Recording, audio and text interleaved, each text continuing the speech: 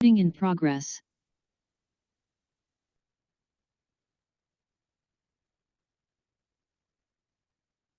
Happy morning everyone. Miracle morning club के book reading session में मैं भविष्य Shah, life transformation coach and inner wellness expert, आप सभी दोस्तों का दिल से स्वागत करती हूँ। यहाँ पर हम बुक रीडिंग कर रहे हैं जोसेफ मर्फी द्वारा लिखी गई बहुत ही जीवन उपयोगी book the power of your subconscious mind. दोस्तों, हमारे जीवन में जो भी हम आकर्षित करते हैं, वहां पर हमारे सबकॉन्शियस माइंड का बहुत गहरा रोल होता है, राइट? तो वहां पर अब हम समझ रहे हैं कि कैसे हम हमारे मन चाहे जीवन साथी को अपने सबकॉन्शियस माइंड के पावर का इस्तेमाल करते हुए आकर्षित करें। कल के सेशन में वहां पर हमने कैसे आदर्श पति और आदर्श पत्नी को आकर्षित करें, उसकी एक्सरसाइज देखी थी। आज के सेशन में आगे बढ़ने से पहले हम कल का रिवीजन करेंगे पहले, और फिर आज और भी गहरा इंसाइट लेंगे इसी विषय में। तो कितने लोग एक्साइटेड हैं इस सब्जेक्ट के लिए, राइट? अपने वैवाहिक जीवन में जो भी समस्याएं चल रही है अभी, उसको सुलझाने में आप अपने सबकॉन्शियस माइंड का कैसे इस्तेमाल करेंगे, कैसे उसके पावर को इस्तेमाल करेंगे और अपनी मैरिड लाइफ को हार्मोनियस बनाएंगे, राइट? तो रेडी है सभी? अगर रेडी हैं तो चैट बॉक्स में टाइप करें ready. Yes, very good, very good.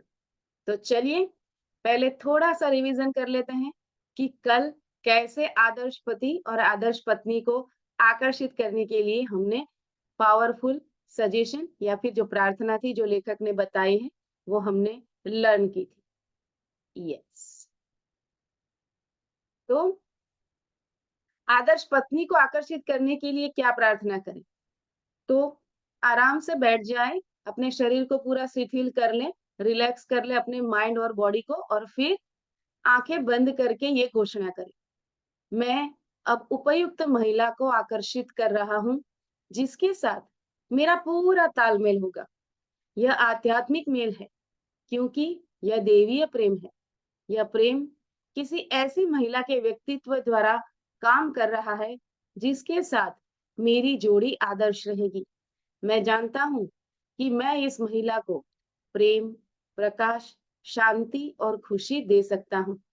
मैं महसूस करता हूँ और विश्वास करता हूँ कि मैं इस महिला के जीवन को पूर्ण व अद्भुत बना सकता हूँ। मैं अब आदेश देता हूँ कि उसमें ये गुण और आदतें हैं। वह आध्यात्मिक, निष्ठावान, वफादार और ईमानदार है। वह सामंजस्यपूर्ण, शांत और खुश मिजाज है। हम एक दूसरे के प्रति प्रबलता से आकर्षित हैं, जो प्रेम, सत्य और सुंदरता से संबंध रखता है, वही मेरे अनुभव में आ सकता है। मैं अब अपने आदर्श जीवन साथी को स्वीकार करता हूँ, राइट? तो ये देखी थी प्रार्थना हमने आदर्श पत्नी को आकर्षित करने की, राइट? तो इसी तरह से आदर्श पत्नी को कैसे आकर्षित किया जाए, ये भी देख लें, राइट? चलिए,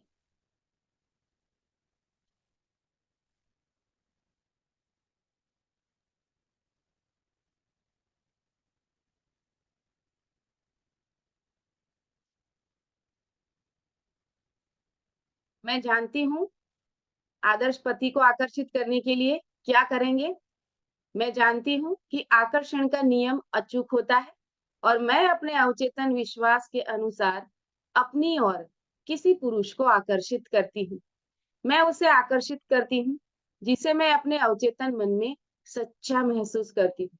मैं जानती हूँ कि मैं उसकी शांति और सुख को बढ़ा सकती हूँ।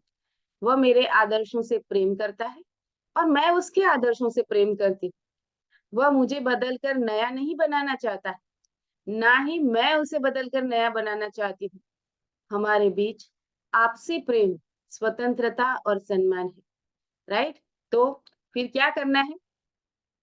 अगर आपके घर में शादी लायक बेटा और बेटी है, तो ये प्रार्थनाएँ आप उन्हें सिखा दें, राइट? और फिर उन्हें कहें कि अपने अवचेतन मन में विचार भरने की इस प्रक्रिया को दोहराएं, उसको प्रैक्टिस करें, उसका बार-बार अभ्यास करें, राइट?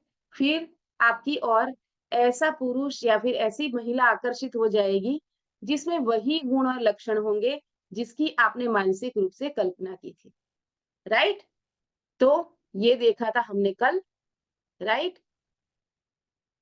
तो जब आप गहरी शांति और गहरी रुचि से उन गुणों और लक्षणों के बारे में सोचेंगे, जिन्हें आप अपने चाहे गए साथी में पसंद करते हैं, तो आप अपनी मानसिकता में उसका मानसिक समतुल्य बना लेंगे, राइट? तो वहाँ पर क्या होगा? एनर्जी लेवल पर वहाँ पर एक सामंजस्य बनेगा, अलाइनमेंट आएगा और फिर आपके अवचेतन मन का अधिक गहरा प्रवाह आप दोनों को देवी विधान के तहत एक साथ ले आएगा, right? Isn't it amazing? Right? तो आदर्श जीवन साथी को अगर आकर्षित करना है, तो वहाँ पर इस तरीके के भाव होने चाहिए, राइट? तो जो डिवाइन गुण है, उन गुणों वाली आत्माओं को, उन गुणों वाले व्यक्ति को आकर्षित करना सिखाएँ अपने बच्चों को, राइट? तो इसी श्रृंखला में अब हम आगे बढ़ेंगे आज के सेशन में, राइट? तो कितने लोग रेडी हैं? कितने लोग एक्साइटेड हैं आज के सेशन के लिए? एक्साइटेड हैं? राइट? एक्साइटेड हैं तो चैट बॉक्स में टाइप करें ईएक्स, यस, वेरी गुड। चलिए, तो फिर आज कुछ और इनसाइट लेंगे वहाँ पर, कैसे अ, अपने मनपसंद जीवन साथी को अलग-अलग परिस्थितियों में लोगों ने आकर्षित किया। आज उसके रेफरेंसेस भी दे रहे हैं लेखक, ताकि आपके सबकॉन्शियस को यकीन आ जाए कि इस तरह की प्रार्थना करने से मनचाहा जीवन साथी आकर्षित किया जा सकता है। अगर आप ऑलरेडी मैरिड हैं, तो अपने वैवाहिक जीवन की समस्याओं को भी इसी तरीके से सुलझाया जा सकता है। राइट? चलिए, तो फिर आगे बढ़ते हैं आज के बुक रीडिंग सेशन में।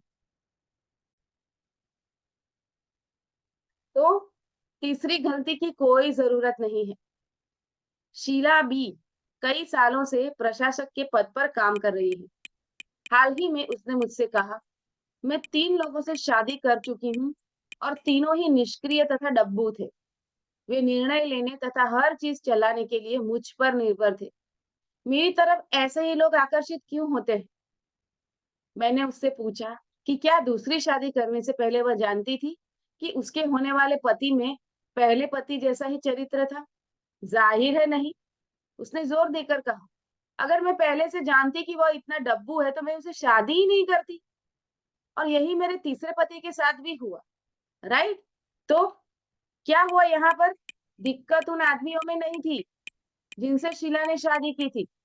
दिक्कत तो उसके अपने व्यक्तित्व की बनावट में थी। This is more important, right? आजकल बहुत कॉमन हो गया है ब्रेकअप्स, मल्टीपल रिलेशनशिप में जा रहे हैं लोग, आजकल के बच्चे। तो वहां पर अपने बच्चों को राइट माइंडसेट कराएं ताकि एक सही व्यक्ति को अपनी ओर आकर्षित कर पाए वह। अदरवाइज चाहे वह अपनी करियर में कितना ही सक्सेसफुल क्यों ना हो, वो अपनी पर्सनल लाइफ में कभी हैप्पी नहीं रहेगा क्योंकि वहां पर उसका माइंडसेट राइट नहीं है, राइट? तो अगर बार बार ब्रेकअप हो रहे हैं या फिर बार बार सेम क्वालिटी वाली व्यक्ति आपके जीवन में आ रही है, हर बार आपको धोखा मिलता है, हर कोई आकर आपको चीट कर देता है, वही सेम पैटर्न अगर रिपीट हो रही है, तो दोष बाहर नहीं है, कहीं ना कहीं उसी से रिलेटेड कुछ नकारात्मकता हमारे भीतर पड़ी हुई है जिसके ऊपर काम करना जरूरी है। क्यों आकर लोग मुझे डीच कर देते हैं बार बार? अगर आपने अपने माइंडसेट को ठीक कर लिया, तो फिर आप ऐसी व्यक्ति को अपने जीवन में आकर्षित नहीं करेंगे, जो आकर आपको डीच कर जाए, राइट? तो आपके जीवन में जो भी होता है, उसको आप ही ने मैनिफेस्ट किया है। कहीं न कहीं आप ही ने ऐसी एनर्जी रेडिएट की थी यूनिवर्स में, ताकि ऐसे ही गुणों वाली व्यक्तियों ने आपके जीवन में आकर आपकी बैंड बजा दी। अगर ये आपके साथ या आपके बच्चों के साथ हो रहा है, तो प्लीज़ कृपया अपने आप को या फिर अपने बच्चों को बचा लो। अदरवाइज़ रिलेशनशिप को लेकर बहुत बड़ी लिमिटिंग बिलीफ्स उनके माइंड में आ जाएगी। जीवन भर रिश्तों को लेकर वो दुखी रहेंगे।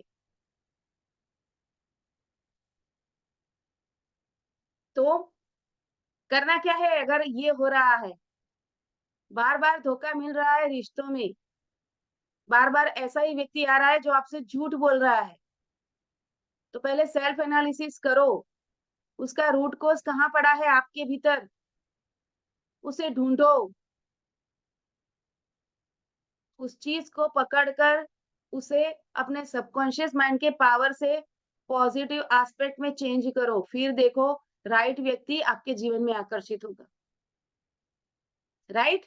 तो यहाँ पर ये शीला जी ने क्या किया देखें? चलिए, तो दिक्कत उन आदमियों में नहीं थी जिनसे शीला ने शादी की थी। दिक्कत तो शीला जी के अपने व्यक्तित्व की बनावट में थी। वह बहुत हठीली थी और हर स्थिति पर नियंत्रण करना चाहती थी। एक स्तर पर वह ऐसा जीवन साथी चाहती थी, जो डब्बू और निष्क्रिय हो, ताकि वह स्वयं निर्णायक भूमिका निभा सके। राइट? तो अपने सबकॉन्शियस को पूछना है, आदेश देना है कि why I am attracting such person. वहाँ पर ऐसी कौन-सी चीज़ है जो मुझे सर्व कर रही है, जहाँ पर मेरे को फ़ायदा हो रहा है, राइट? यहाँ पर शीला जी क्या था? शीला जी को डीप रूटेड क्या पड़ा हुआ था कि रिलेशनशिप में कंट्रोल अपने हाथ में होना चाहिए। तो अगर मेरे से ज़्यादा पावरफुल व्यक्ति आ गया, तो फिर वो कंट्रोल मेरे हाथ से चला जाएगा।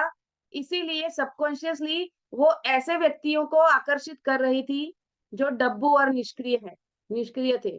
और 1 नहीं, 2 नहीं, 3-3 शादियाँ की और वहाँ पर तीनों ही डब्बू और निष्क्रिय मिले, राइट? और साथ ही उसकी अधिक गहरी आवश्यकता ऐसे जीवन साथी की थी, जो उसकी बराबरी का ना हो, राइट? यहाँ पर कितने लोगों को लगता है कि मेरा जीवन साथी मेरे बराबर नहीं है? मैं जिस लेवल पे हूँ, मेरी पत्नी या मेरा पति उस लेवल का नहीं है, किसको लगता है? याद रखिए, ये जीवन साथी आप ही ने चुना है, आप ही ने अट्रैक्ट किया है अपने लाइफ में। अपने सबकॉन्शियस माइंड में जाकर देखो, कौन-सी बिलीफ पड़ी हुई है वहाँ पर, कौन-सा वो भाव पड़ा है, जो आपके व्यक्तित्व में पड़ा है, जो आपकी कोर बिलीफ को वहाँ पर वो सर्व कर रहा है। जैसे शीला जी को सर्व कर रहा था कि रिलेशनशिप में कंट्रोल मेरे हाथ में हो रहा है, होना चाहिए। इसीलिए वो अपने से कम टैलेंटेड व्यक्ति को पति के रूप में आकर्षित कर रही थी। तो रिश्तों में कंट्रोल नहीं करना है, कहीं पर भी कंट्रोलिंग नहीं आता है। मुझे बताओ, क्या किसी को भी ये अच्छा लगेगा कि कोई आपको कंट्रोल करे? आपको अच्छा लगेगा क्या? तो जो चीज़ आपको अच्छी नहीं लगती, वो आप दूसरों के लिए कैसे कर सकते हो? अगर अपने जीवन साथी के ऊपर अपना कंट्रोल बनाना चाहते हो, तो क्या आपको लगता है वो जीवन साथी दिल से आपकी रिस्पेक्ट करेगा? उसके सेल्फ एस्टीम को डाउन करके आप उससे रिस्पेक्ट की एक्सपेक्टेशन कैसे रख सकते हो कि वो मुझे मान-सम्मान दे? हो सकता है वो दबा हुआ है या दबी हुई है, इसीलिए मुँह पर कुछ नहीं बोल रही। लेकिन उसके मन में आपके लिए कोई भी आदर भाव नहीं होगा। इसीलिए वो स्पेशल ट्रीट्स जो एक रिस्पेक्टेड रिश्ते में होती है, एक दूसरे के लिए जो रिस्पेक्ट का भाव होता है, तब जो लव एंड केयर होता है, उसको आप हमेशा मिस करोगे दोस्तों। तो अगर ये आपका स्वभाव है तो अभी से सुधर जाओ, चेंज कर लो, अपने कंट्रोलिंग नेचर को अभी रिलीज़ कर दो। वहाँ पर मैं मेरे जीवन साथी को, उसके व्यक्तित्व को, वो जैसा है या जैसी है वैसा पूरी तरह से उसे गुणों और अवगुणों के समेत पूर्ण रूप से स्वीकार करता हूँ या स्वीकार करती हूँ।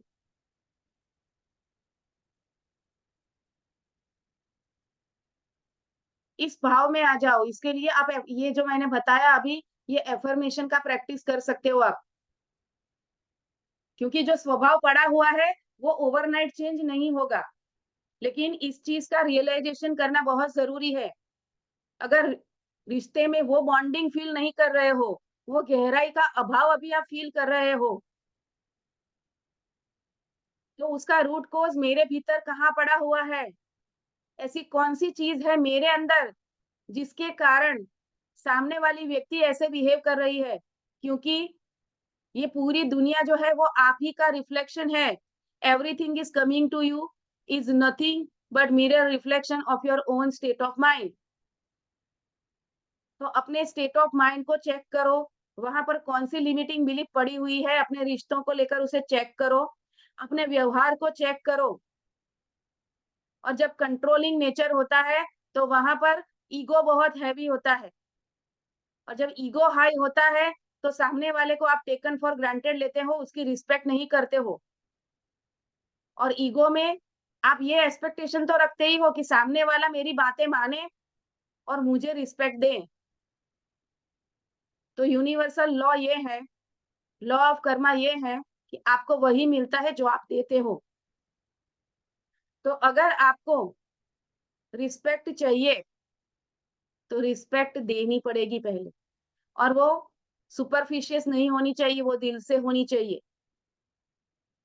अगर सुपरफिशियस होगी, तो वही रेडिएट करेगा यूनिवर्स में और वही आपके जीवन साथी की ऑरा में जाने वाला है और वही सोल लेवल पर वो फ़ील करेगा या करेगी और फिर उसका व्यवहार ऐसा ही आएगा। तो जो भी करना है दिल से करना है, पूरी फीलिंग के साथ, रियलाइज़ेशन के साथ। अगर अब तक ये गलती करते आए थे तो और अपने रिश्तों में खटास का अनुभव कर रहे थे या फिर वो हार्मनी नहीं देख पा रहे थे, वो प्यार का अनुभव नहीं कर पा रहे थे, वो डेप्थ का अनुभव नहीं कर पा रहे थे, तो फिर वो लव, केयर एंड डेप्थ, वो हार्मनी पहले अपने भीतर लेके आओ अपने जीवन साथी के लिए। फिर देखना, वो भी वही करेगा जो आप कर रहे हैं। तो जो भी पाना चाहते हो उसको देना सीखिए पहले, राइट? क्लियर हो गया? अगर क्लियर हो गया है तो चैट बॉक्स में टाइप करो क्लियर। Very good. यस। चलिए, आगे बढ़ते हैं। तो क्या हुआ था शीला जी के साथ? उनकी अधिक गहरी आवश्यकता सबकॉन्शियस लेवल पर ऐसे जीवन साथी की थी, जो उसकी बराबरी का ना हो। क्यों? क्योंकि रिश्ते में कंट्रोल वो अपने हाथ में रखना चाहती थी और इसीलिए वो ऐसे पति को अट्रैक्ट कर रही थी, जो उनसे कम टैलेंटेड है या फिर डब्बू किस्म का है, राइट? तो उसकी अवचेतन तस्वीर ऐसे व्यक्ति को आकर्षित कर रही थी, जिसे वह चाहती तो थी, लेकिन शादी के बाद उसे पता चलता था कि वह उसकी वास्तविक आवश्यकता पूरी नहीं करता था। फिर क्या किया उन्होंने? उसने सही प्रार्थना प्रक्रिया अपनाकर अपने इस दुष्चक्र को तोड़ना सीखा, राइट? तो अगर बार-बार ब्रेकअप्स हो रहे हैं, बार-बार कोई आकर आपको धोखा दे रहा है, मल्टीपल रिलेशनशिप में जा रहे हैं, लेकिन वहाँ पर वो सैटिस्फैक्शन नहीं मिल रहा, जो आप कॉन्शियस लेवल पर चाहते हो, तो सबकॉन्शियस लेवल पर आपका कौन-सा लिमिटिंग बिलीफ पड़ा हुआ है, उसे ढूँढो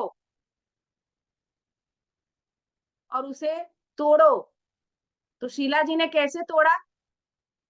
शीला जी ने आखिरकार एक सरल सच्चाई जान ली कि जब आप यकीन करते हैं कि आप आदर्श पार्टनर पा सकते हैं, तो आपको अपने विश्वास के अनुरूप ही मिलेगा। तो अपने पुराने अवचेतन तंत्र को तोड़ने और अपनी तरफ एक आदर्श जीवन साथी को आकर्षित करने के लिए शीला जी ने इस प्रार्थना का प्रयोग किया। इसका स्क्रीनशॉट ले लीजिए सभी।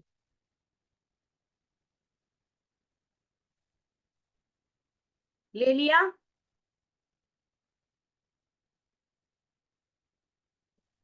मैं अपनी मानसिकता में उस तरह के व्यक्ति रख रही हूँ, जिसकी मैं गहराई से इच्छा करती हूँ। मैं जिस पुरुष को पति के रूप में आकर्षित करती हूँ, वह प्रभावी, सशक्त, प्रेमपूर्ण, सफल, ईमानदार, वफादार और निष्ठावान है। उसे मुझसे प्रेम और खुशी मिलती है। मैं उसकी बताई राह पर चलना पसंद करती हूँ। मैं जानती हूँ कि वह मुझे चाहता है और मैं उसे चाहती हूँ। मैं ईमानदार, सच्ची, प्रेमपूर्ण और दयालु हूँ, राइट? तो ये अपने कंट्रोलिंग नेचर से बाहर निकलने का बहुत ही पावरफुल अफ़र्मेशन है कि मैं ईमानदार, सच्ची, प्रेमपूर्ण और दयालु हूँ और मैं सामने वाले की बताई गई राह पर चलना पसंद भी करता हूँ या करती हूँ। मेरे पास उसे देने के लिए अद्भुत तोहफ़े हैं, जैसे कि सद्भावना, खुशनुमा दिल और स्वस्थ शरीर और वह भी मुझे यही तोहफ़े देता है और यही साझा है, मैं देती और पाती हूँ। दैवी ज्ञान जानता है कि वह पुरुष कहाँ है और मेरे अवचेतन मन की अधिक गहरी बुद्धिमत्ता अब हम दोनों को अपने तरीके से करीब ला रही है। हम एक दूसरे को देखते ही तत्काल पहचान लेंगे। This is very important. सामने आए लेकिन पहचाना नहीं तो क्या करेंगे? तो ये अफर्मेशन देना बहुत जरूरी है। मैं ये आग्रह अपने अवचेतन मन के हवाले कर रही हूँ, जो जानता है कि इस आग्रह को कैसे पूरा करना है।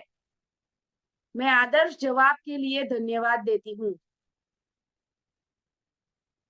राइट? कितना पावरफुल प्रार्थना है ये। तो अपने सबकॉन्शियस में जो नेगेटिव बिलीफ पड़ी हुई है, जो नेगेटिव प्रोग्रामिंग पड़ी हुई है, उसको इस प्रार्थना के जरिए तोड़िए और अब भी आप ये कर सकते हो। राइट? अपने शादी लायक बच्चों को ये सिखा दो। अगर आपके बच्चों के जीवन में ब्रेकअप्स हो रहे हैं, बेटी के जीवन में, तो उसको ये प्रार्थना सिखा दो। राइट? चलिए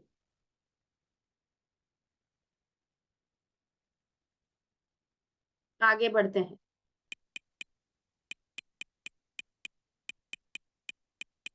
तो क्या किया शीला जी ने? उसने इस तरीके से हर दिन प्रार्थना की, सुबह उठते ही और रात को सोते समय। उसने इस विश्वास के साथ इन सच्चाइयों की सकारात्मक घोषणा की कि मस्तिष्क में बार-बार दोहराने से वह उस मानसिक समतुल्य तक पहुंच जाएगी जिसे वह चाहती थी। राइट? और फिर उनकी प्रार्थना का जवाब उन्हें मिला। कई महीने गुजर गए, शीला डेटिंग करती रही और सामाजिक उत्सवों में भी गई, लेकिन वह जिन व्यक्तियों से मिली, उनमें से कोई भी ऐसा नहीं लगा जिसकी उसे तलाश थी। वह सोचने लगी कि कहीं उसकी तलाश अधूरी तो नहीं रह जाएगी। उसने पाया कि वह खुद से सवाल पूछ रही है, डावाडोल हो रही है, शंका कर रही है, ढूलमुल हो रही है। और इस मोड़ पर उसने खुद को याद दिलाया कि असीमित बुद्धिमत्ता इस काम को अपने तरीके से कर रही है, तो इसके बारे में चिंता करने की ज़रूरत नहीं है। राइट? तो इस चीज को अपने मन में डाल लो कि जब नया प्रोग्रामिंग करते हैं तो उसमें ढलने में आपके सबकॉन्शियस माइंड को थोड़ा टाइम लग सकता है। तो उसको थोड़ा टाइम दो, श्रद्धा रखो, वो डाउटफुल, शंकाशील वाले मोड में मत आ जाना। अदरवाइज फिर से आप उसी ट्रैप में फंस जाओगे, जिस ट्रैप से निकलने के लिए सारी सारी जद्दोजहद आप कर रहे हो। तो जब उसे कोर्ट से तलाक का आखिरी आदेश मिल गया, तो उसे मुक्ति और मानसिक स्वतंत्रता का एक गहरा एहसास हुआ। This is important. नई चीजों को आकर्षित करने के लिए पहले पुरानी चीजों से मुक्ति और मानसिक स्वतंत्रता का गहरा एहसास करना इम्पोर्टेंट है। जब तक आप उस मोड में नहीं आओगे, तब तक आप नई चीजों को अट्रैक्ट करने वाले ग्रहणशील मोड में नहीं आओगे। राइट? तो जब तक पुरानी बिलीफ से पूरी तरह मुक्त नहीं होंगे, तब तक नई बिलीफ वाली चीजों को आप अपने जीवन में आकर्षित नहीं करोगे। इसीलिए प्रोसेस करते रहो, पेशेंस के साथ, श्रद्धा के साथ, अपने सबकॉन्शियस माइंड में नई रिवायरिंग के लिए उसे छोड़ दो थोड़े दिन के लिए।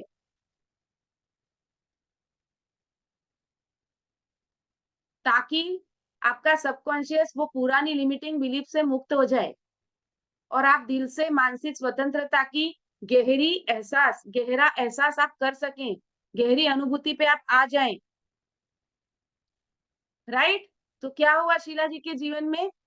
इसके बाद जल्द ही उसे एक मेडिकल कंपनी में प्रमुख प्रशासक या नया पद मिल गया। नौकरी के पहले ही दिन एक वरिष्ठ डॉक्टर उसके कमरे में परिचय करने के लिए आए। जिस दिन शीला ने इस पद के लिए इंटरव्यू दिया था, उस दिन वे मेडिकल कॉन्फ्रेंस में भाग लेने के लिए शहर से बाहर गए थे। जिस पल वे अंदर आए, वह जान गई कि ये वही पुरुष है जिसके लिए वह प्रार्थना कर रही थी। जाहिर है डॉक्टर को भी इसका अंदाजा हो गया। राइट? क्योंकि जब हम रेडिएट करते हैं कोई गहराई से चीज, तो सोल लेवल पे उनको पता चलती ही है। क्योंकि लॉ ऑफ अट्रैक्शन उसी तरीके से काम करता है और वह जिस व्यक्ति के लिए किया जा रहा है उस तक वो पहुंच जाता है। तो 1 महीने के भीतर ही डॉक्टर ने शीला के सामने शादी का प्रस्ताव रख दिया। बाद में उनका वैवाहिक जीवन सुखद रहा। पहली 3 शादियां डिजास्टर थी, लेकिन चौथी शादी एक राइट माइंडसेट के साथ की तो एक सफल वैवाहिक जीवन का आनंद वो ले पाई। और यह डॉक्टर निष्क्रिय या डब्बू किस्म का नहीं था। वह सशक्त, आत्मविश्वासी और निर्णायक थे। अपने क्षेत्र में बहुत सम्मानित थे और कॉलेज के दिनों में बहुत अच्छे खिलाड़ी भी रह चुके थे और वे गहरे आध्यात्मिक व्यक्ति भी थे। तो इस तरह शीला को वह जीवन साथी मिल गया जिसके लिए उसने प्रार्थना की थी। और ऐसा इसलिए हुआ क्योंकि उसने इसका मानसिक रूप से तब तक दावा किया। ये दावा करना बहुत इंपॉर्टेंट है, जब तक कि वह संतृप्ति के बिंदु तक नहीं पहुंच गई। इसको अंडरलाइन कर लो। दूसरे शब्दों में, वह मानसिक और भावनात्मक रूप से अपने विचार के साथ एकाकार हो गई तथा यह उसका हिस्सा बन गया। तो कब तक प्रार्थना करते रहना है? कब तक दावा करते रहना है? जब तक आप उस चीज को पाने की संतृप्ति के बिंदु तक नहीं पहुंच जाते और मानसिक और भावनात्मक रूप से अपने उस विचार के साथ एकाकार नहीं हो जाते और उसको अपना हिस्सा नहीं बना दे लेते। राइट? तो अभी के अभी अपने जर्नल में लिखो, क्योंकि यही गलती हो रही है सबकी। डे 1 से हम कर रहे हैं। राइट? डे 29 हो चुका है आज, लेकिन फिर भी अगर जो मैनिफेस्ट करना चाह रहे हैं मैनिफेस्ट नहीं हो रहा है, तो वहां पर यही गलती हो रही है कि हम प्रार्थना तो करते हैं, लेकिन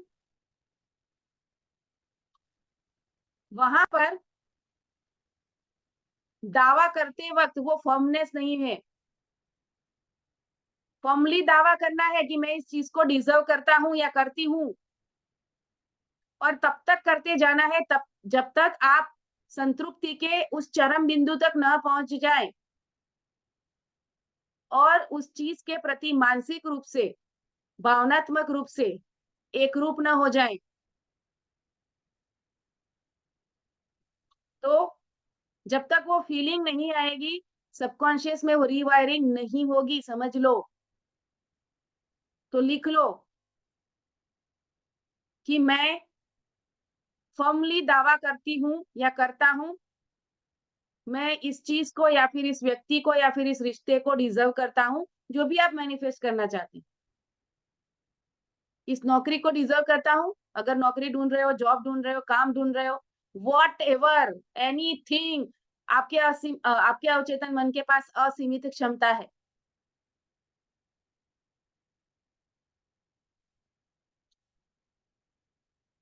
मैं इसका दावा करती हूँ या करता हूँ,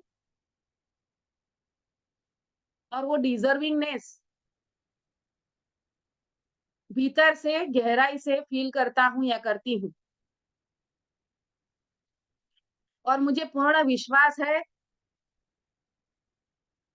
कि ये मुझे मिल ही जाएगा।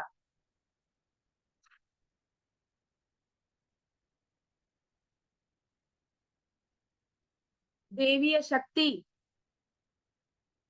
अब हमें मिलाने में लग चुकी है। मेरा गोल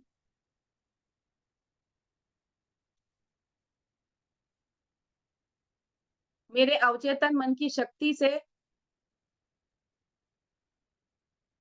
मैं मैनिफेस्ट कर रहा हूँ या कर रही हूँ।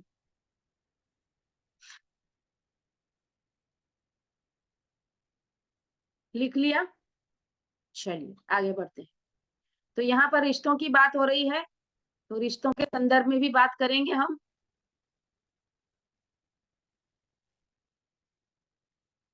राइट?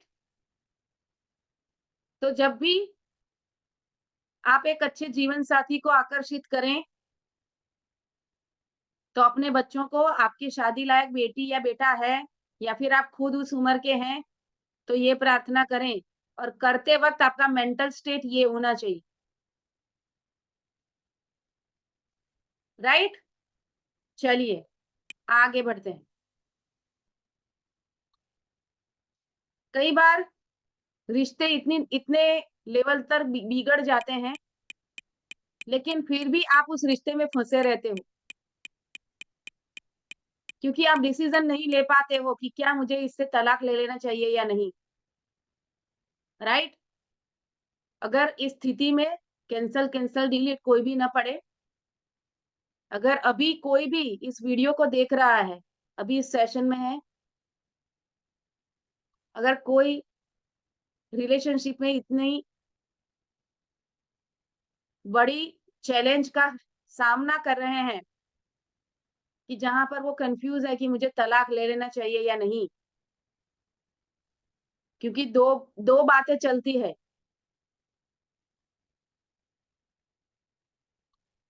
तो एक डिसीजन लेने में आपको दिक्कत हो रही है। राइट? तो कैसे करें, आइए देखते हैं। तलाक नितांत व्यक्तिगत सवाल है, इसका कोई ऐसा आम जवाब नहीं हो सकता जो सब पर सही बैठता हो। जाहिर है, कुछ मामलों में तो शादी ही नहीं होनी चाहिए थी, दूसरे मामलों में तलाक समस्या का समाधान नहीं है। तलाक एक व्यक्ति के लिए सही और दूसरे व्यक्ति के लिए गलत हो सकता है, और जिस व्यक्ति को तलाक दिया जा रहा है, वह झूठी जिंदगी जी रहे कई विवाहित लोगों से ज्यादा सच्चा और बेहतर हो सकता है। हो सकता है आपका परसेप्शन गलत हो अपने जीवन साथी के लिए, क्योंकि हमने पहले ही शीला जी का एग्जाम्पल देख लिया है कि अगर आप गड़बड़ अपने भीतर चल रही है, तो तलाक लेकर भी आप फिर वैसे ही व्यक्ति को आकर्षित कर लोगे दोबारा भी। तो तलाक लेने से पहले अपने जीवन साथी की पॉजिटिव बातों के ऊपर गौर करें। उसने आपके जीवन में जो कंट्रीब्यूशन दिया है, उस कंट्रीब्यूशन पर गौर करें। उनके अवगुणों के से ज़्यादा उसके गुणों पर फ़ोकस करें और उसने आपके लिए अब तक जो भी किया है, उसके लिए ग्रेटफुल होना शुरू करें। हो सकता है आपकी सबकॉन्शियस लेवल पर जो नकारात्मकता पड़ी है, वो इस ग्रैटिट्यूड प्रैक्टिस से निकल जाए और आपका रिश्ता ठीक हो जाए, तलाक लेने की ज़रूरत ना पड़े।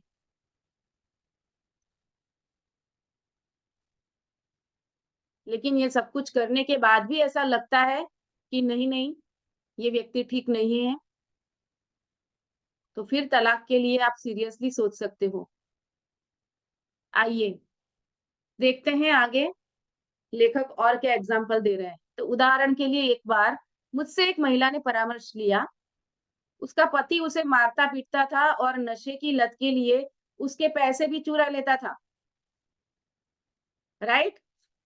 और उस महिला को बचपन से सिखाया गया था कि शादी पवित्र और स्थायी होती है और तलाक अनैतिक है, राइट? रिश्तों को लेकर लिमिटिंग बिलीफ हमारे समाज में कहाँ से आती है? बेटी जब डोली में जाती है तो फिर उसकी अर्थी ही वहां से निकलती है। सुना है? कई हिंदी पिक्चरों में सुना है हमने। ये हिंदी मूवीज ना बहुत लिमिटिंग बिलीफ डालते हैं। मत डालो ऐसी लिमिटिंग बिलीफ अपने भीतर या फिर अपने बच्चों के भीतर। क्यों ऐसे रिश्तों को निभाना जहां पर सिर्फ और सिर्फ आपको प्रताड़ना ही मिल रही है, आपको अब्यूज किया जा रहा है, आपके सेल्फ एस्टीम को चूर चूर किया जा रहा है, आपको फिजिकली इमोशनली मेंटली टॉर्चर किया जा रहा है।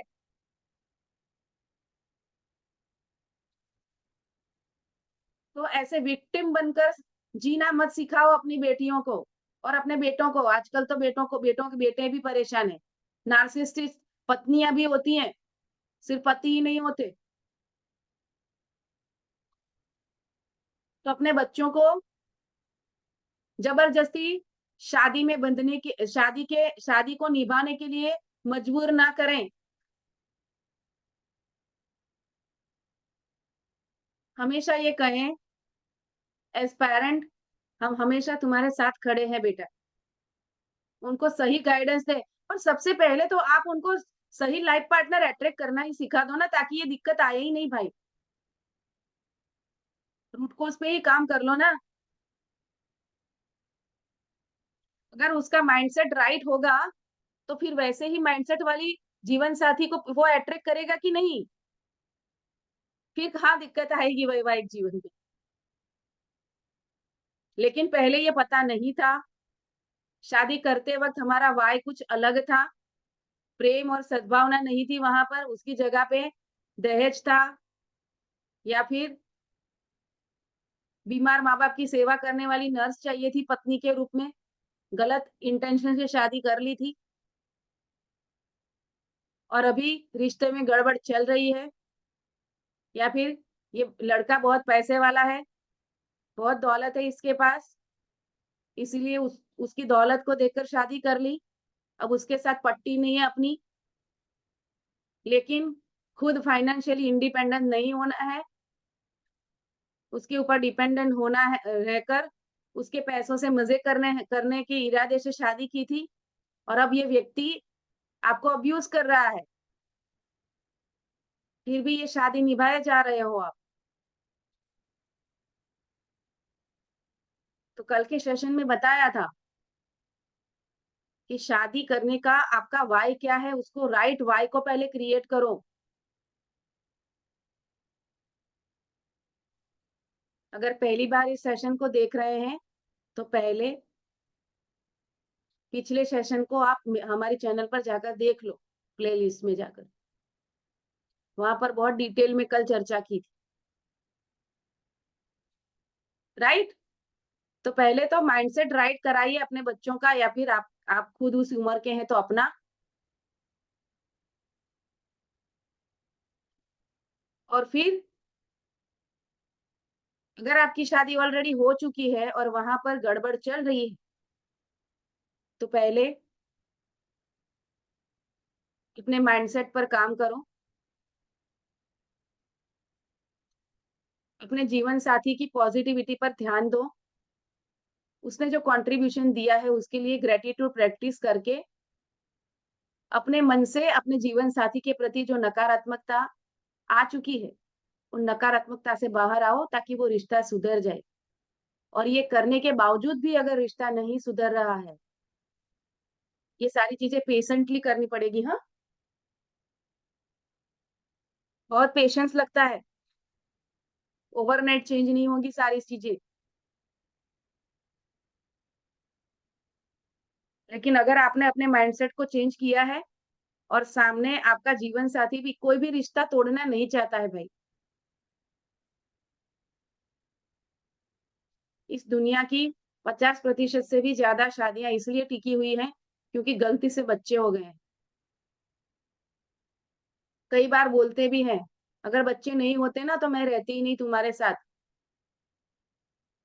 बच्चों की खातिर निभा रही हूँ तुम्हें। अगर ये आपको सुनना पड़ रहा है ना, तो भाई अपने माइंडसेट को ठीक कर लो भाई। आपकी बीवी क्यों ऐसा बोल रही है? और एज पत्नी के रूप में भी अगर आप भी अपने पति से ऐसा कुछ सुन रहे हो कि माँ बाप की इज्जत की खातिर, परिवार की इज्जत की खातिर तुम्हें निभा रहा हूँ, वरना मुझे तो बहुत अच्छे अच्छे रिश्ते मिल रहे थे, ये सुनना पड़ रहा है, तो पहले सेल्फ एनालिसिस कर लेना। सामने वाले को ब्लेम मत करना भाई। अपने पति और पत्नी को मत करना। अपने व्यवहार पर ध्यान देना, उसको सुधार लेना, अपने माइंडसेट को चेंज कर लेना अपने जीवन साथी के प्रति। ब्लेमिंग जोन में मत रहना। ब्लेमिंग जोन से कभी अच्छी चीजें मैनिफेस्ट होती ही नहीं है, वो जादू बुक रीडिंग सेशन में हमने देखा है।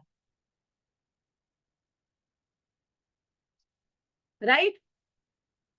तो अगर तलाक लेना है तो क्या करें, देखते हैं।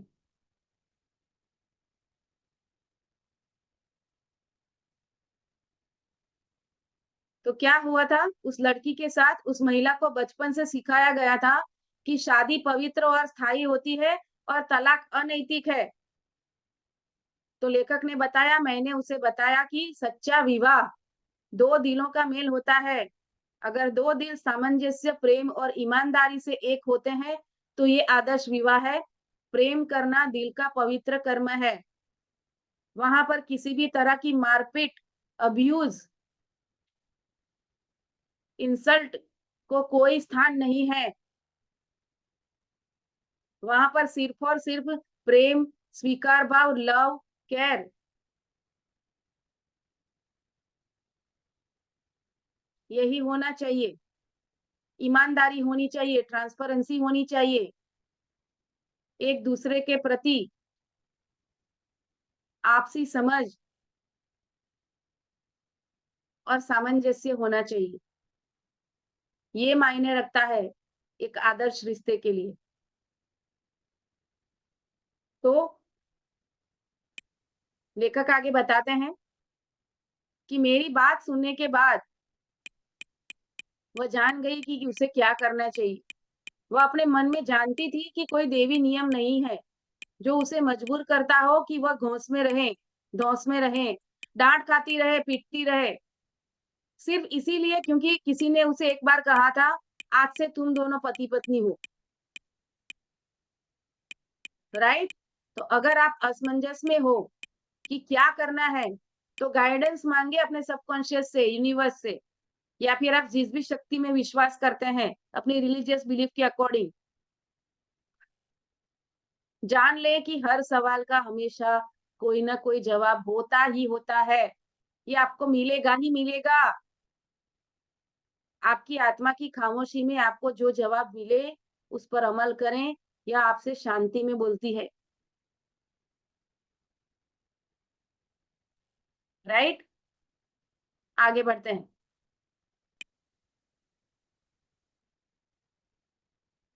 मैंने एक बार एक युवा दंपत्ति से बात की जो शादी के कुछ महीने के बाद ही तलाक ले रहे थे। युवक को लगातार डर सताता रहता था कि उसकी पत्नी उसे छोड़कर चली जाएगी। देखो कितना बड़ा लिमिटिंग बिलीफ था, कहीं ये मुझे छोड़कर ना चला जाए। अगर ये इस भाव में रहोगे तो डेफिनेटली छोड़ के जाएगा यार, क्योंकि वही तो रेडिएट कर रहे हो आप। उसे अस्वीकृति की आशंका थी, और क्यों छोड़कर क्यों चला जाएगा कोई? क्योंकि वो आपको एक्सेप्ट नहीं कर रहा है ना। हम किस चीज को छोड़ देते हैं? जिस चीज को एक्सेप्ट नहीं करते। तो ये मुझे स्वीकार करेगा कि नहीं, करेगी कि नहीं, ये मेरे से शादी करेगा कि नहीं, या करेगी कि नहीं। अगर ऐसे डाउटफुल स्टेट में रिलेशनशिप चल रही है तो पहले अपने माइंडसेट को शिफ्ट शिफ्ट कर लेना। तो क्या था यहाँ पर? उसे अस्वीकृति की आशंका थी, और जब ये होता है ना तभी डाउट आते हैं। पति और या पत्नी एक दूसरे पर शक क्यों कर शक शक कब करते हैं? जब अंदर डर होता है कि कहीं ये मुझे छोड़कर ना चला जाए। शादी हो चुकी है फिर भी। तो पहले अपने इस बिलीफ को निकालना होगा वहां से। जब वो ट्रस्ट बिल्ड होगा तो फिर शक आएगा ही नहीं। राइट? तो उसे क्या लगता था, मेरी पत्नी मेरे लिए वफादार नहीं है। ये विचार उसे बुरी तरह सताने लगे और उस पर हावी हो गए। तो उसका मानसिक नजरिया अलगाव और शंका का था। तो महिला उसके प्रति उदासीन और महसूस करने लगी ऑब्वियसली। अगर आप किसी के लिए ट्रस्ट नहीं रखते हो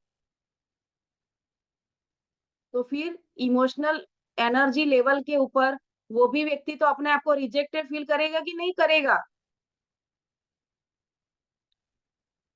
तो वो आपको रिजेक्ट कर दे, इसके लिए प्रेरित किसने किया? आप ही की एनर्जी, आप ही के शक ने, आपके डर ने। राइट? तो महिला उसके प्रति उदासीन महसूस करने लगी, लेकिन यह उस पुरुष की भावना का ही परिणाम था। अलगाव का माहौल पति के अवचेतन मन से संचालित हो रहा था, और इसने उसके पीछे के मानसिक पैटर्न के अनुरूप स्थिति या कर्म उत्पन्न कर दिया। यह क्रिया और प्रतिक्रिया या कारण और परिणाम का नियम है। ये कॉज एंड इफेक्ट का नियम है। कुछ भी इत्तेफाक नहीं है यहाँ पर। इत्तेफाक जैसी कोई भी चीज यहाँ पर एग्जिस्ट नहीं करती है यूनिवर्स में। हर चीज कॉज एंड इफेक्ट है। विचार क्रिया है जिस पर अवचेतन मन प्रतिक्रिया करता है। फिर क्या हुआ आगे? उसकी पत्नी घर छोड़कर चली गई ऑब्वियसली, और उसने तलाक का आवेदन दे दिया। वही हुआ जिसका उस पति को डर और विश्वास था। और फिर ऊपर से ये तो बोलता भी, मुझे पहले ही सही पता था ये मुझे छोड़कर चली जाएगी। अब तो आपने उसके ऊपर सिग्नेचर भी कर दिए और इस बिलीफ को और भी गहरा कर दिया। अब ये पति दूसरी शादी करेगा ना, तो वहां पर भी यही सेम पैटर्न रन होती रहेगी। यस और नो?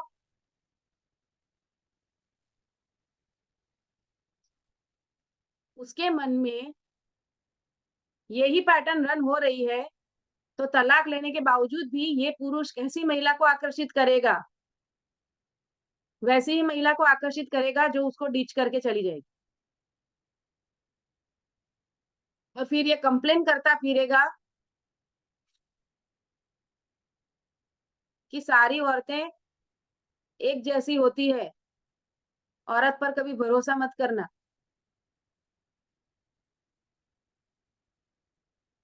और उसको जनरलाइज कर देगा एनएलपी की लैंग्वेज में कहे तो। क्या सारी औरतें ऐसी होती हैं? क्या सारे पुरुष ऐसे होते हैं? नो। आपके जीवन में तभी आता है जब ऐसी एनर्जी आप रेडिएट कर रहे होते हो। धोखा आपको तभी मिलता है जब आपकी एनर्जी खुद की धोखे वाली है। सूक्ष्म बात है, सेल्फ एनालिसिस कर लेना। और वो धोखा किसी और प्रकार का भी हो सकता है। हो सकता है आप बिजनेस में धोखा कर रहे हो, आपको रिश्ते में धोखा मिल जाए। धोखा किसी का सगा नहीं होता है, दगा किसी का सगा नहीं। सुना है ना? तो पहले राइट माइंडसेट पे आ जाओ।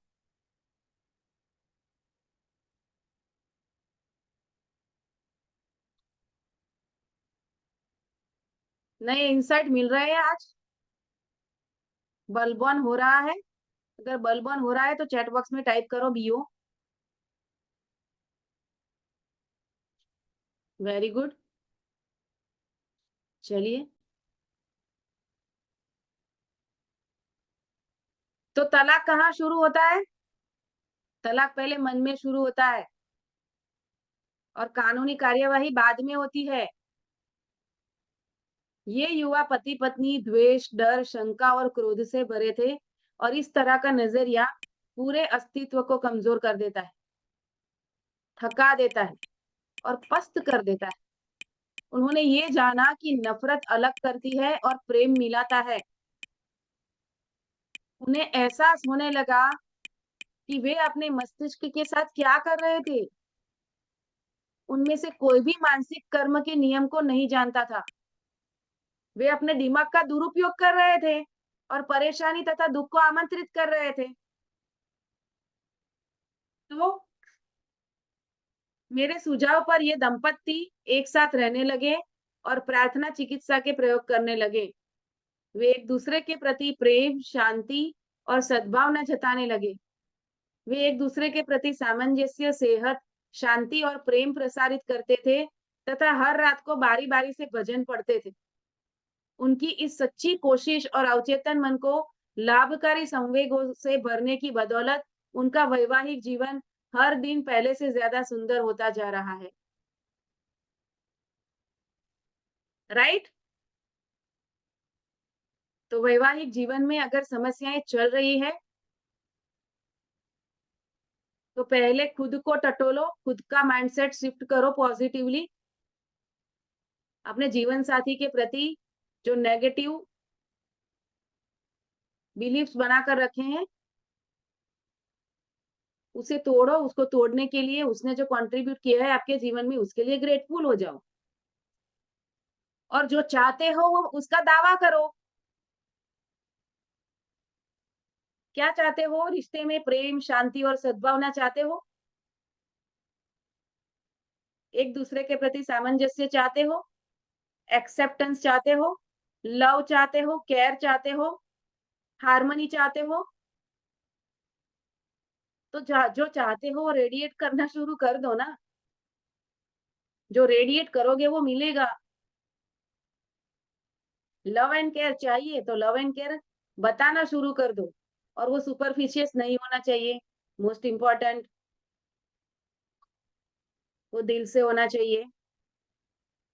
दिल की गहराइयों से होना चाहिए वो प्यार। अपने जीवन साथी के लिए आदर का भाव।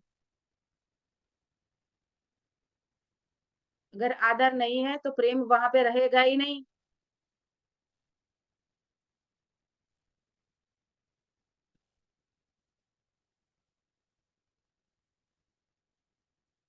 कितने लोगों ने क्या कहना मूवी देखा है? क्या कहना मूवी देखा था, प्रीति जिंटा वाला?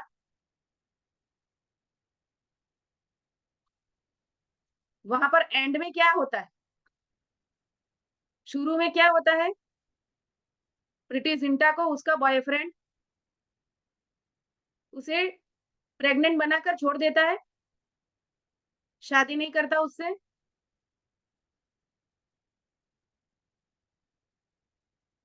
उसके बाद उसे रियलाइजेशन होता है और बच्चे के साथ वो शादी करने के लिए रेडी होता है। उसके पेरेंट्स तो खुश हो जाते हैं, जी चलो भाई जिसका बच्चा है उसी के साथ मेरी बेटी की शादी हो जाएगी। लेकिन एंड में प्रीति जिंटा ने किससे शादी की? चंद्रचूड़ सिंह से। उस पर उसने क्या कहा?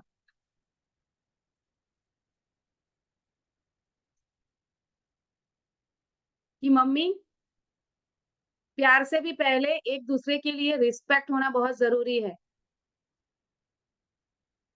हालाँकि मैं मेरे बॉयफ्रेंड को माफ़ कर चुकी हूँ, उसने जो भी मुझे धोखा दिया उसके लिए। लेकिन मे उसके लिए मेरे दिल से आदर पूरी तरह से खत्म हो चुका है, और जिसके लिए मेरे मन में आदर नहीं, मैं उसके साथ कैसे शादी करूँ? और जब मैं इस बुरी परिस्थिति से गुज़र रही थी, मुझे डिच कर दिया गया था, प्रेग्नेंट बनाकर मुझे छोड़ दिया गया था, उस वक़्त मुझे मॉरल सपोर्ट करने वाला मेरा प्यारा दोस्त, जो मुझे दिल की गहराइयों से चाहता है, जिसने मेरी गलतियों को क्षमा कर दिया है और मैं जैसी हूँ वैसी मुझे स्वीकार कर लिया है। मुझे ही नहीं, मेरी गोद में किसी दूसरे का बच्चा है, उसको भी वो उतना ही चाहता है जितना वो मुझे चाहता है।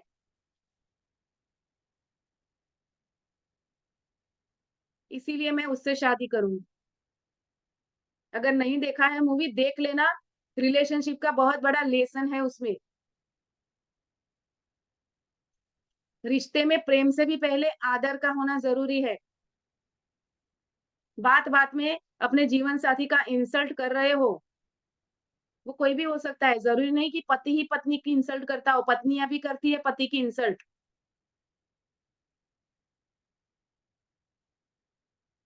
बच्चों के सामने भी कर देते हो।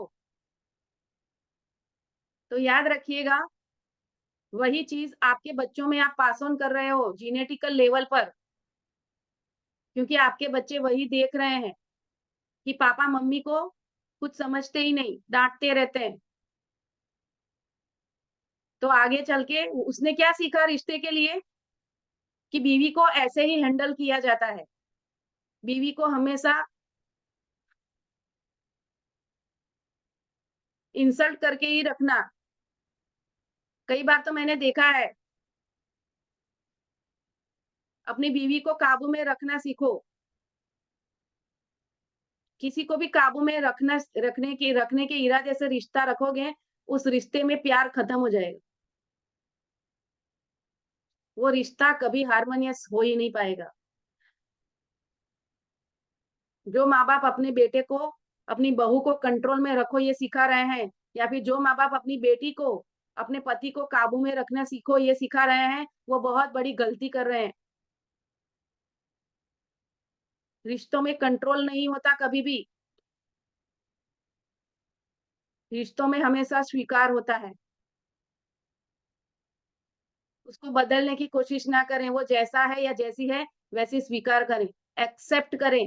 Acceptance is the key. प्यार क्या है? लव, लव का सिनोनिम्स एक्सेप्टेंस है, लिख लो। और एक्सेप्टेंस में सारी चीज़ें आ गई, उसके गुण और अवगुण दोनों ही। इस बात को आप खुद समझें पहले और अपने बच्चों को समझाएँ, ताकि उनके रिश्ते मधुर रहें, उनके रिश्तों में कभी दिक्कतें ना आएँ, और आगे चलकर आपकी आने वाली पीढ़ियों में भी ये पास ऑन ना हो नेगेटिव पैटर्न्स रिलेशनशिप को लेकर।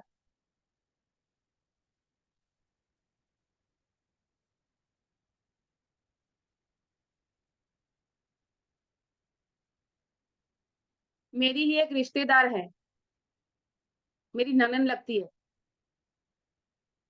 रिलेशनशिप में बहुत प्रॉब्लम्स हो रहे थे उसको। मैंने उसको एक ही पूछा, तुम्हारे लिए शादी क्या है? शादी की तब तुम्हारे मन में शादी की डेफिनेशन क्या थी? उसने बोला शादी मतलब झगड़े, क्योंकि मैंने तो मेरे माता-पिता को बचपन से झगड़ते हुए ही देखा था। मतलब शादी मतलब तो झगड़े। मैंने बोला अब पता चला, तुमने ऐसे जीवन साथी को क्यों अट्रैक्ट किया हुआ है? पहले अपना परसेप्शन चेंज करो। जैसे ही परसेप्शन चेंज किया, उनके रिश्ते ठीक हो गए। और ये मैंने सिर्फ़ 5 मिनट की बातचीत में ही किया था, क्योंकि रिश्तेदार थी ना, क्लाइंट के रूप में तो वो आई नहीं थी मेरे पास। लेकिन काफ़ी अच्छी बनती है हमारी हम दोनों की, और उसको पता है मेरा काम क्या है, तो उसने मेरे साथ शेयर किया। मैंने सिर्फ उसका परसेप्शन बदला रिश्ते के लेकर और कुछ नहीं किया।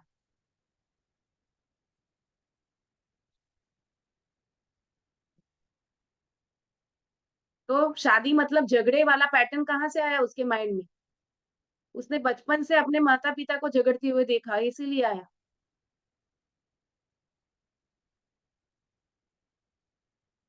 राइट? कभी भी अपने बच्चों के सामने झगड़ा मत करो। तो झगड़ा करना ही क्यों है? आपसी मतभेद होना सामान्य है। तो तुम्हारा ये परसेप्शन क्यों है? क्या मुझे बता सकती हो या बता सकते हो? ये पूछ सकते हो, आराम से बैठकर भी तो बात की जा सकती है ना, कि तुम इस मैटर में ये विचार क्यों रख रहे हो? क्या मुझे बता सकते हो आप?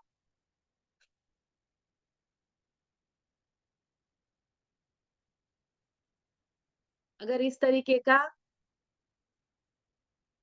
भाव होगा ना रिश्ते में, तो मतभेद कभी भी मनभेद तक गहरे नहीं जाएँगे। तलाक तो दूर-दूर तक आएगा ही नहीं कभी। हमारी दिक्कत ये है कि हमें ये लगता है कि हर मैटर में मेरे जो परसेप्शन है वही ठीक है, सामने वाले के गलत है। Not necessary. हो सकता है ना उसका परसेप्शन भी सही हो, दोनों ही सही हो ऐसा भी हो सकता है। क्योंकि दोनों ही हर मैटर को लेकर उसने जो सीखा है अपने लाइफ एक्सपीरियंस से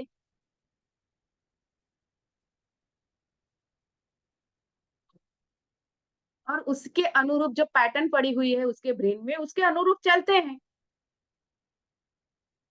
राइट? मैं हमेशा ये एक्सरसाइज करती हूँ मेरे क्लाइंट के साथ। एक ब्लैंक पेपर पे लिखती हूँ 6 और फिर उसको दिखाती हूँ, तुम्हें दिया क्या दिख रहा है? वो बोलता है 9। क्या वो गलत है?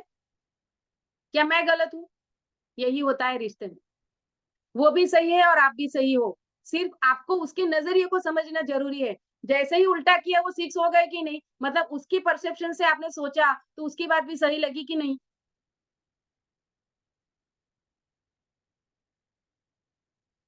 तो पूरी तरह से डिनाई कर देने से पहले सामने वाले के परसेप्शन को उसकी जगह पे बैठकर सोचने की कोशिश करो, एक बार तो कोशिश करो। सीधा झगड़ने मत लगो अपने जीवन साथी से।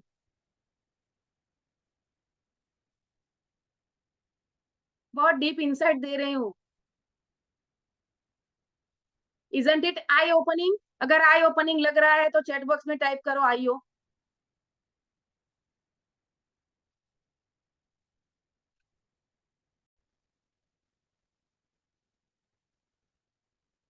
राइट?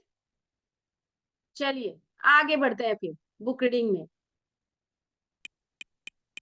चिड़चिड़ी पत्नी, कई बार पत्नी इसलिए चिड़चिड़ाती है क्योंकि उस पर ध्यान नहीं दिया जाता है, टेकन फॉर ग्रांटेड लिया जाता है, राइट? अरे बहू बन के आई है तो घर का काम तो करेगी ना, पत्नी बन के आई है तो मेरा ध्यान तो रखेगी ना, माँ बनी है तो बच्चा तो पालेगी ना, इसमें कौन-सा नया काम कर रही है, वो तो उसका फर्ज़ है, टेकन फॉर ग्रांटेड। जब उसकी एफर्ट्स को अप्रिशिएट नहीं किया जाता है, फिर वो रिजेक्टेड फील करती है। कोई भी होगा रिजेक्टेड फील करेगा। अच्छा खाना बनाया है तो कभी उसको प्रेज़ नहीं किया, लेकिन एक दिन खाने में नमक ज़्यादा हो गया, उस दिन उसको बुरी तरीके से डाँट दिया है आपने।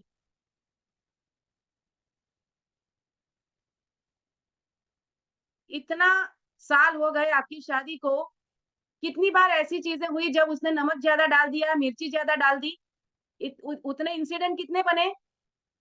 बहुत कम, उँगली पे गिन सकते हो उतने ही बने होंगे 8-10 मुश्किल से, 8-10 साल में। और इतने सालों में रोज़ अच्छा खाना बनाया, ज़्यादातर अच्छा खाना बनाया, वैसे वाले मौके ज़्यादा हुए कि नहीं? आपने याद क्या रखा? आज तुमने नमक ज़्यादा डाल दिया है, आज तुमने तीखा बना लिया है, आज खाने में कुछ मज़ा नहीं आया। ये बोलते वक़्त आप नहीं सोचते हो, लेकिन जिस दिन उसने सच में अच्छा खाना बनाया था, कभी आज बहुत अच्छा खाना बनाया यार, दिल करता है तुम्हारे हाथ चूम लूँ, कभी कहा है ऐसा? प्यार जताया? एक बात याद रखो, अगर आप प्यार नहीं जताते हो ना, तो फिर कंप्लेंट भी मत करना। कुछ लोग बोलते हैं, प्यार तो दिल से महसूस किया जाता है, उसे क्यों बोलना? तो फिर ये क्यों बोल रहे हो? ये तो बोलते वक़्त नहीं बोलते कि ये भी क्यों बोलना फिर मैं यही बोलती हूँ, ये भी क्यों बोलना? मत बोलो ना।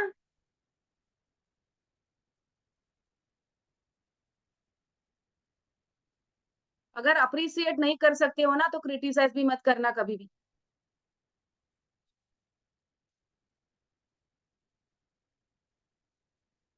और एप्रिशिएट क्यों नहीं करना है, मेरी समझ में नहीं आ रहा।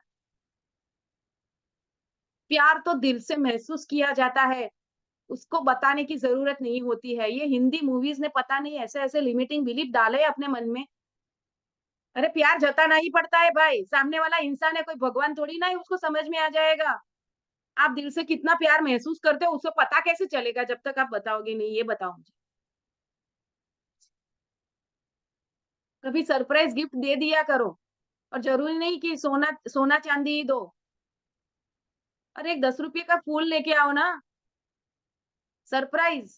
बस आज दिल किया तुम्हारे लिए फूल लेके आए। कभी अपने पति के लिए ठीक से सँवर जाया करो, सिर्फ़ बाहर जाते वक़्त मत सँवरा करो। पहले बूढ़े-बुजुर्ग कहते थे और हमारी दा मैंने तो देखा है मेरी दादी को, मेरे दादा के आने के टाइम पे वो सारा काम छोड़ के अच्छे से तैयार होती थी, ताकि थका-हारा आदमी धंधे-रोज़गार से आया है, तो मुझे ठीक ठीक हालत में देखकर उसका माइंड फ्रेश हो जाए। आपका पति जब ऑफ़िस से आता है, आप कैसे कपड़ों में होते हो? कैसे माइंडसेट में होते हो? सोचो।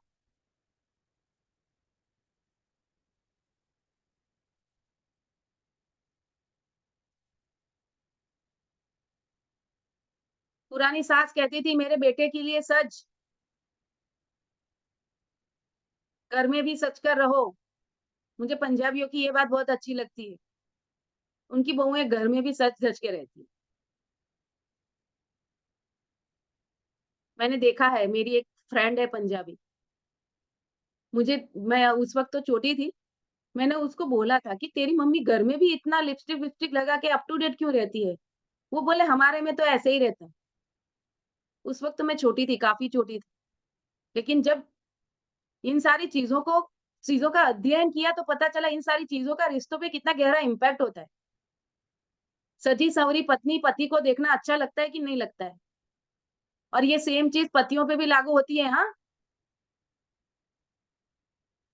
ऑफ़िस से आ गए, फिर आके सिर्फ़ चड्डी बनियान में घूम रहे हो, तो ऐसा पति देखना भी पत्नी को अच्छा नहीं लगता है।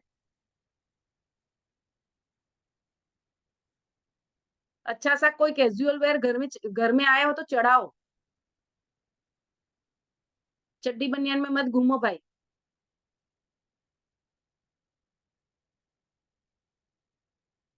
ये सारी चीज़ें इम्पैक्ट करती है आपके रिश्तों में।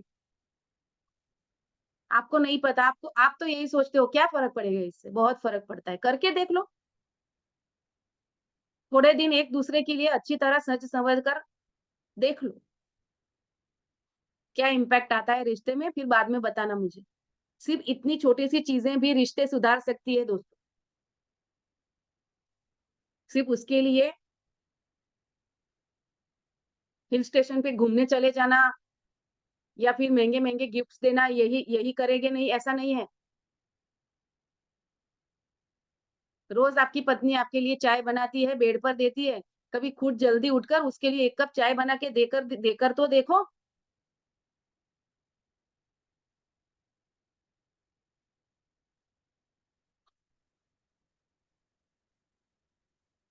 एक-दूसरे के लिए अब तक जो नहीं किया, वो करके देखो यार। फिर चाहे वो चाय में चाय में आपने चाय ज़्यादा डाल दी, थोड़ी कड़वी हो गई, फिर भी वो बहुत प्यार से पी जाएगी। उसको तो उसके लिए तो यही बहुत बड़ी बात है कि मेरे पति ने मेरे लिए चाय बनाई। और यही बात मैं पत्नियों को भी कहती हूँ, कभी-कभार पति कहीं घूमने गया है, ऑफ़िस के काम से गया है, आपके लिए कुछ लेकर आया, मान लो कोई ड्रेस लेकर आया, उसको लगा कि ये अच्छा लगेगा, सरप्राइज़ देना था तो पूछा नहीं उसने वीडियो कॉल करके कि ये लूँ कि नहीं? उसने अपने मन से वो खरीद लिया, लेकर आया घर पे, ये मैं तुम्हारे लिए लाया हूँ। ब्लू कलर का ड्रेस, मैं कहाँ ब्लू पहनती हूँ, कर दिया सत्यानाश। अरे भई वो बाहर गया था ऑफ़िस ट्रिप पे, वहाँ पे भी वो आपको याद कर रहा था और आपको याद करके उसने कुछ खरीदा, वो इम्पोर्टेंट नहीं है? अरे नहीं पहनते थे ब्लू तो पहन लो ना अभी, उसकी खुशी की खातिर पहन लो। फिर कपड़े की क्वालिटी चेक करेगी, कितने का लाए? 1000 का? ये तो 400-400 में मिलते हैं। अरे कितने का लाए उससे क्या लेना-देना, वो आपके लिए लाया ना, उसे नहीं पता यार, लेडीज़ की चीज़ें कैसे खरीदारी की जाती है। उसकी समझ में जो आया अच्छा वो उसने ले लिया। एप्रिशिएट करना अपने पति को अगर वो कुछ लेके आया है तो। और वो जैसी लाया है उसको प्यार से उसको पहनना, वो खाने की चीज़ है तो खा लेना, क्रिटिसाइज़ मत करना उसको। आपको क्या लगता है अगर इस तरीके का व्यवहार करोगे आप, दोबारा वो गिफ्ट लाएगा आपके लिए? फिर आप बोलते हो मेरा पति तो कभी मेरे लिए कुछ लाता ही नहीं, कैसे लाएगा? एक बार लाके देख लिया उसने। हर बार वो जब कुछ लेने की सोचेगा, पता नहीं उसको पसंद आएगा कि नहीं वो खुद ले लेगी, छोड़ो मुझे कुछ नहीं लेना। देखो ये छोटी-छोटी बातें हैं ना, अगर इसको समझ लिया ना फिर रिश्तों में कभी दरारें नहीं आएगी। नए इनसाइट मिल रहे हैं,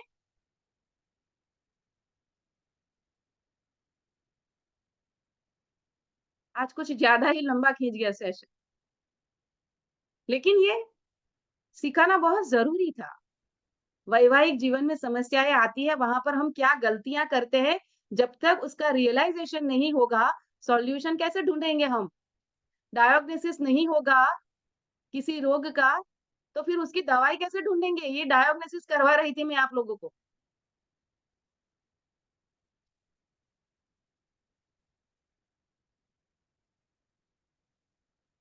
तो आज के सेशन को यहीं सीमित रखें।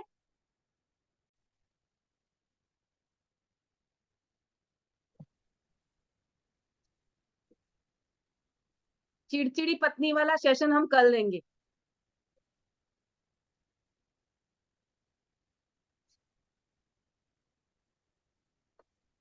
राइट? पहले खुद अपने चिड़चिड़ेपन से बाहर आ जाओ। तो दोस्तों, ये था आज का सेशन। कैसा लगा? कौन से नए लेसन्स आज के लेसन से आपने सीख आज के सेशन से आपने सीखे? कौन-सी ऐसी चीज़ें हैं जिसको आप अपने वैवाहिक जीवन में इम्प्लीमेंट करेंगे? आपके मन में कौन-सी लिमिटिंग बिलीफ्स पड़ी हुई है अपने जीवन साथी को लेकर, अपने वैवाहिक जीवन को लेकर, अपने रिश्ते को लेकर, वो आप लिखेंगे, उसके ऊपर काम करेंगे, राइट? अगर और कुछ कन्फ्यूज़न है, सवाल है या फिर कुछ सुझाव भी है, तो आप हम मुझसे बात कर सकते हैं। कौन शेयर करेगा सबसे पहले? यस, हमीदा जी, हमेशा पहली रहती हैं आप। Thank you ma'am for this opportunity. Actually आज का जो आपने हमारी अंदर की लव अफेक्शन का जो डायग्नोसिस बता दिया और बहुत ही अच्छा रहा, क्योंकि हमें ये जानना चाहिए प्यार देने से प्यार मिलता है। जो हम बोएंगे वही हम पाएंगे। तो आपका जो एग्जाम्पल था कि हम लोग अगर आज की रिलेशनशिप में कुछ अच्छा निभाएंगे, वही हमारा चाइल्ड सीखेंगे और कल को जाके उनका जीवन भी सुखियाली से भरपूर होगा। तो इसी तरह लव को कैसे हम हार्मोनाइज करके आगे बढ़ाना है, और लव देने से प्यार मिलता है और हेट देने से हेट मिलता है। गुस्सा करके बात करने से अपोजिट पार्टी भी हमें गुस्सा ही की रिप्लाई करेगा। इसलिए हमें जब इस रिलेशनशिप में अच्छा रहना है, बनाना है, तो हमें अपोजिट वाला जब गुस्सा करते हैं हमें शांत होके उसको एक्सेप्ट करना चाहिए, बाद में उसको समझाने की तरीका से आगे बढ़ना चाहिए। तो इसी तरह हमारी हार्मनी लाइफ में बना रहेगा और खुशहाली रहेगा। थैंक यू मैम, आज का आपका ये टिप्स ने हमें बहुत काम आएगा। Thank you very much. Thank you so much Hamida ji for your wonderful sharing. Yes, और कौन शेयर करेगा? यस, मुकेश जी हैं। मुकेश जी क्या कुछ शेयर करेंगे आज आप?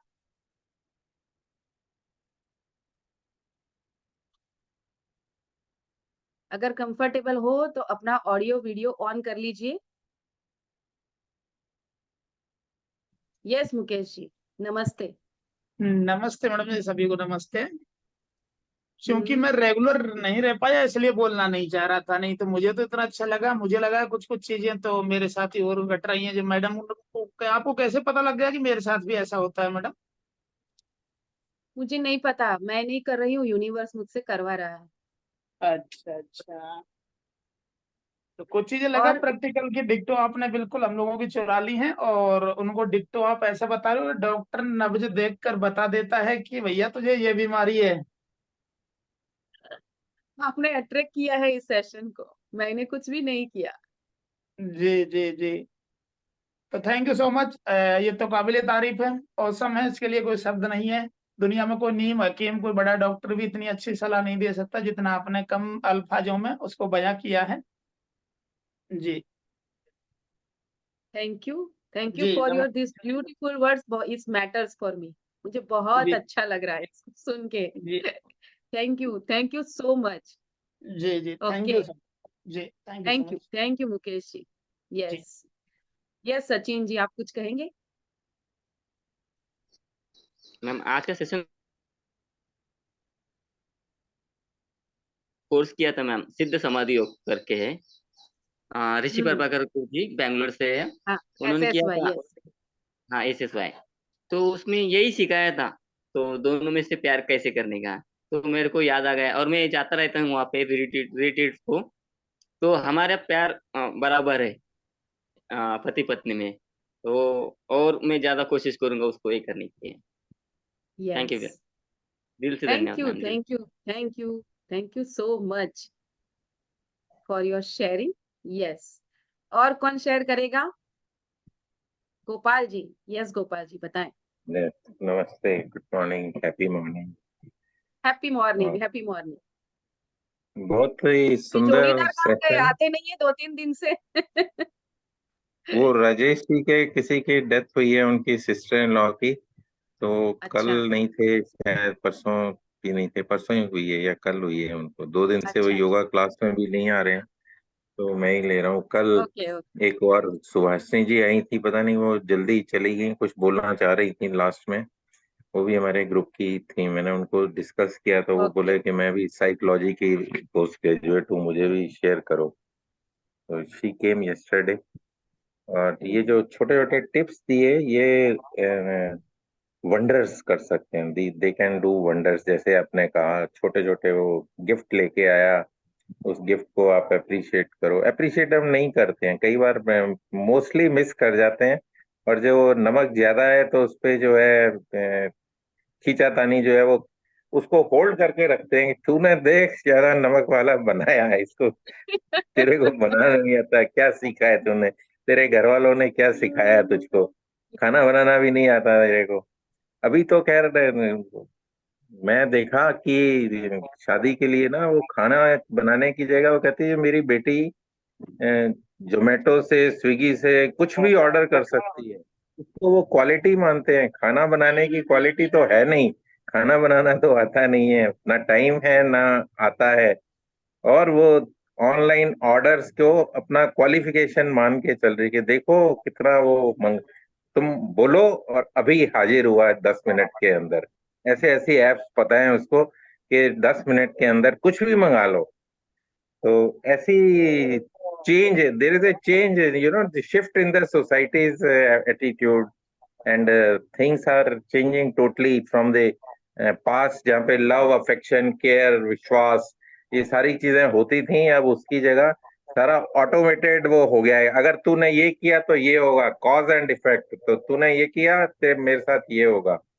तो कई बार क्या होता है कि रिलेशनशिप में किसी ने बड़ा धोखा, हमने विश्वास किया उसके ऊपर, हमने उसको ब्लैंक साइन करके दे दिया पेपर के ऊपर कि ये ले चला जा काम कर ले, और उसने जाके उस पेपर पे कुछ गलत लिख के हमारे खिलाफ यूज कर लिया।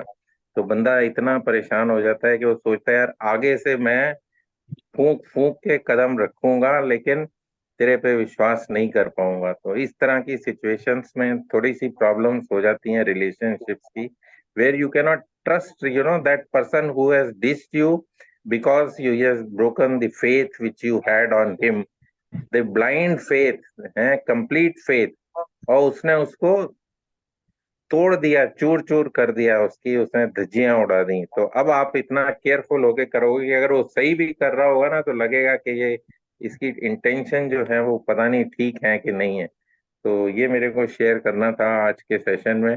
और छोटे छोटे steps they go a long way in making the relationships healthy. Thank you so much for the knowledge which you have given through this book. Thank you Gopal ji. और जो आपने कहा कि अगर कोई ऐसे इंसिडेंट होते हैं जहां पर हमें कोई नेगेटिव एक्सपीरियंस होता है तो वहां से हमें लेसन लेना है, राइट? तो लेसन लेकर आगे बढ़ जाना है, उसको लेकर नेगेटिव या फिर लिमिटिंग बिलीफ क्रिएट नहीं करनी है अपने मन में, राइट?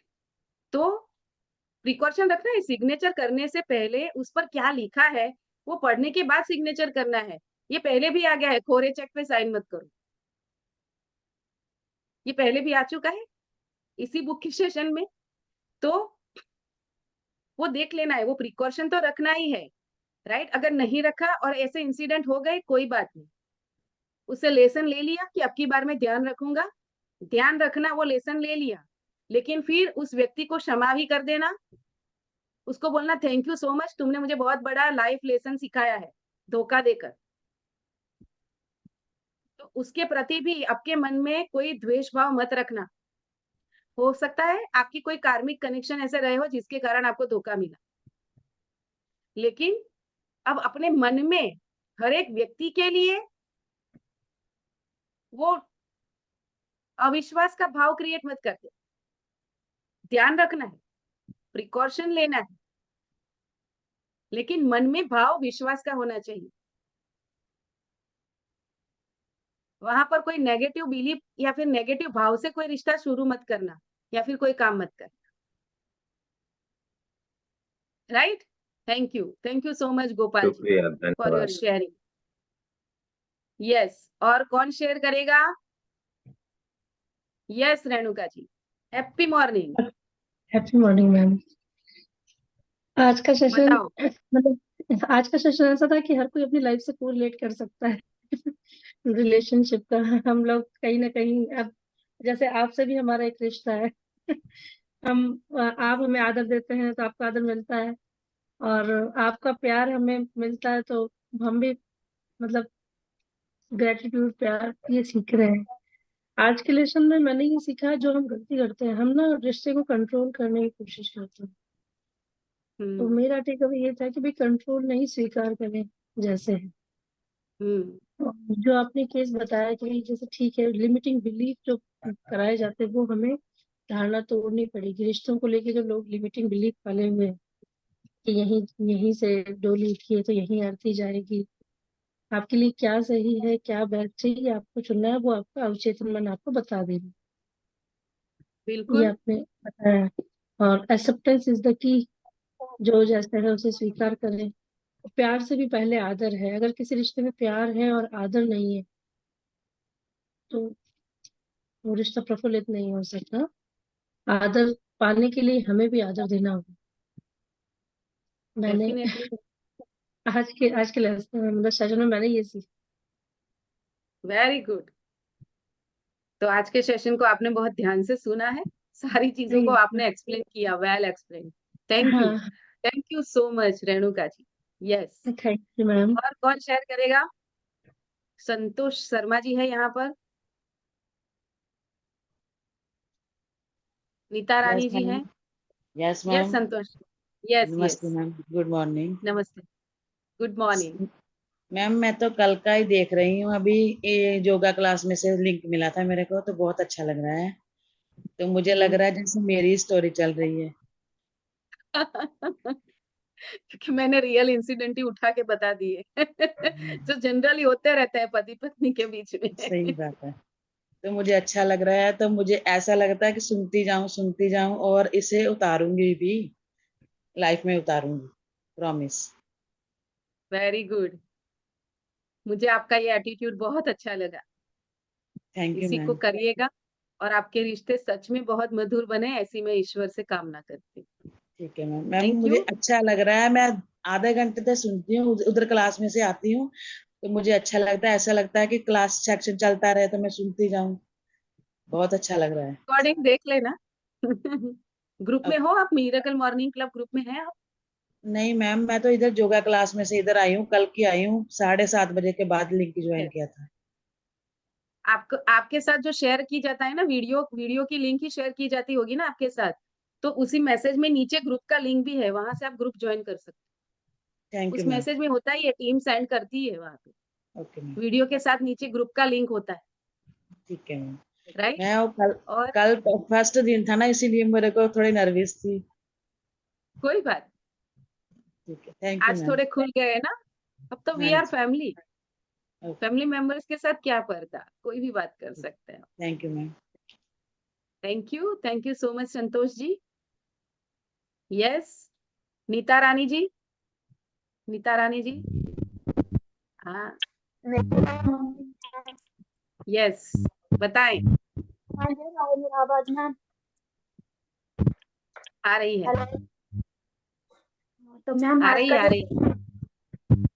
जो आज का जो सेशन था मैम, रिश्ते को लेकर के, तो ऐसा है कि जो भी सीखने को मिला तो ऐसे जीवन में तो हो रहा है, लेकिन एक दूसरे के लिए प्यार होना और